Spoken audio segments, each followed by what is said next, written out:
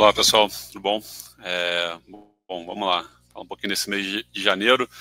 Como o Júlio comentou, teve uma boa reversão ali da tendência negativa que a gente estava tendo. Sendo bem honesto, assim, direto, assim, eu acho que não aconteceu nada, né? Na verdade a gente teve um certo exagero ali em dezembro e eu acho que reverteu um pouco em janeiro. Se você olhar a integral do movimento, olhar a integral de 3, 4 meses, ainda é um cenário que foi negativo para a renda variável. A bolsa já tinha tido uma performance bem ruim em novembro, dezembro. Eu acho que em janeiro a gente retornou um pouco dos preços que a gente tinha exagerado ali em dezembro. Então, acho que teve uma mudança drástica de cenário.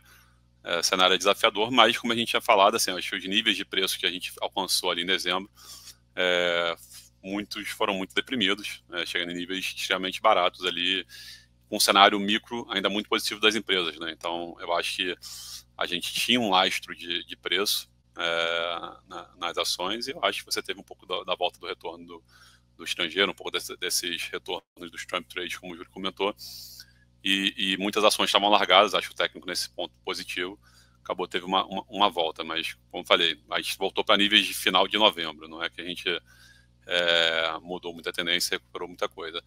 Quando a gente olha um pouco maior, foi o que aconteceu, né? Se você olhar do ponto de vista doméstico, né, a gente segue tendo muito resgate da indústria, tá? Então a gente voltou a ter uma nova rodada, eu acho, de resgate ali no final do ano passado. A indústria, como toda, a gente tem visto os dados de janeiro ali, fazendo algumas limpezas e de fato voltou a acelerar. Por mais que a gente tenha, quando a gente olha o dado de alocação em renda variável, né, a gente está em mínimas históricas, a gente já está abaixo do percentual que a gente bateu ali em 2015 e 2016 em termos de alocação em renda variável de fundos.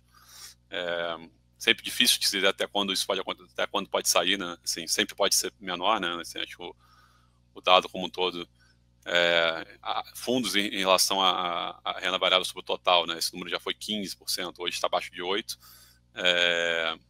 E a mínima histórica, é difícil dizer se pode ir para 6, para 7, para 5, porque a gente pode falar que está na mínima histórica. Então, do ponto de vista técnico, já teve uma boa desalocação de renda variável.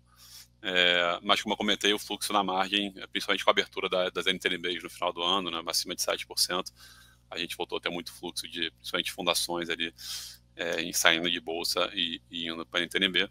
Então, desse ponto de vista de resgates, a gente continua do ponto de vista negativo. Mas, como eu comentei, o estrangeiro teve um fluxo bem forte de entrada ali em janeiro e conseguiu contrabalancear o fluxo doméstico de resgate. E a gente teve um pouco de retorno para valuations um pouco mais menos depressivos, né? Ainda razoável, assim. Só para a ordem de grandeza, a gente, longe de falar que a bolsa já está mais bem precificada, como o Júlio mesmo comentou, assim, a bolsa estava extremamente barata, continua barata, assim, a gente teve só um pouco de reversão à tendência. Do ponto de vista de trigger, né, eu acho que vale comentar é que a dinâmica corrente, né, e isso vale forma para o PIB ainda também, a dinâmica corrente de resultados segue positiva, né? Está começando ainda agora o resultado de quarto trimestre a serem divulgados, acabou de sair agora de manhã de Santander, por acaso.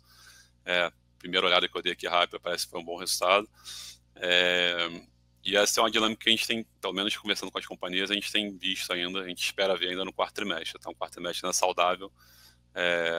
Acho que a grande dúvida que paira sobre todo mundo é o quanto que essa economia que vai desacelerar vai bater no resultado das companhias que a gente tem em bolsa, né? Bom lembrar que tem uma correlação relativamente baixa de PIB com o Bovespa, né? Até nos últimos anos a gente viu um PIB muito forte ali, rodando acima de 3% e uma bolsa muito fraca, empresas da bolsa apresentando resultado negativo.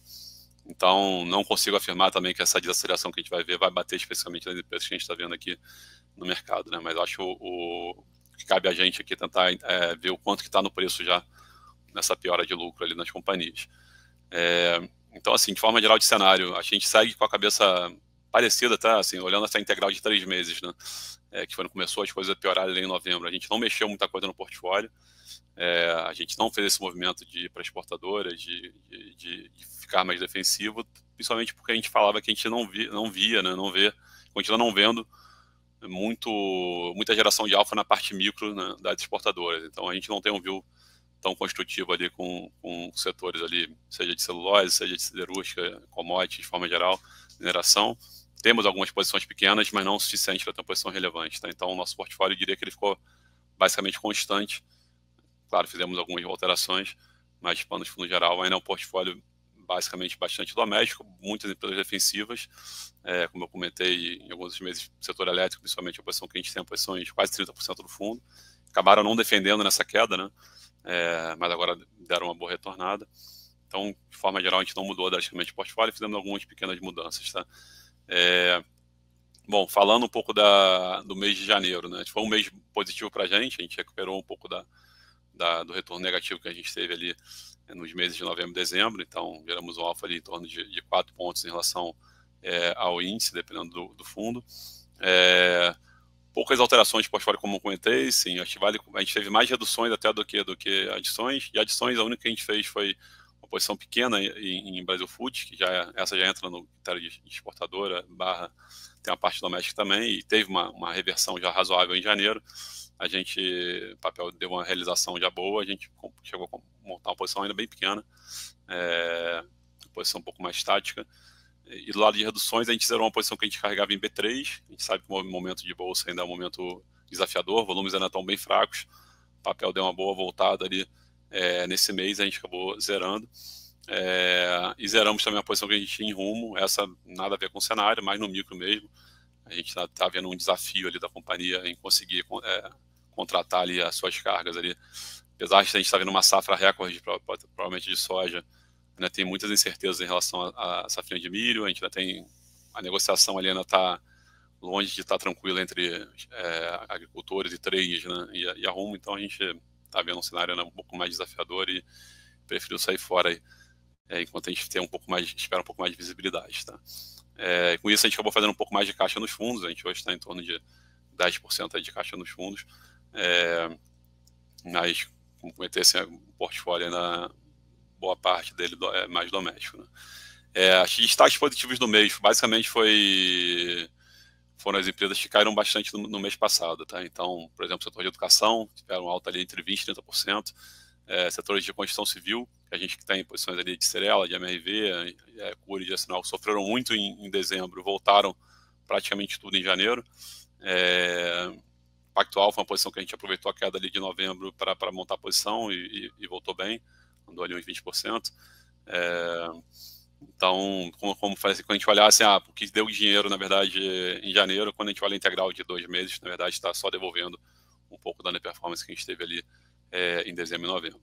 Do lado negativo, naturalmente, foram as exportadoras, que nesse mês retornaram. Então, a própria Brasil Foods que a gente comprou já deu um pouco de resultado negativo até o final do mês, caiu um pouco mais. A posição de Klabin que a gente tinha montado também sofreu naturalmente com esse câmbio, então foi mal nesse mês.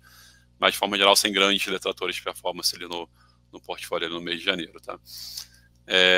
Eu acho que é isso, assim, acho que a principal mensagem é que a gente teve uma reversão, mas longe de dizer que mudou muita coisa. Muitas empresas saíram de 4 vezes lucro para 5 vezes lucro, por exemplo, então com uma alta de 20%, longe de dizer que estão caras. Então a gente sai com a cabeça ainda relativamente construtiva com o fundamento das companhias, mas sabendo que o cenário ainda é desafiador e não tem um trigger assim específico também para a gente acreditar que tem uma alta também muito forte nos próximos meses. É um pouco essa a cabeça aqui. Vamos passar um pouco para o Eric que fala de renda fixa.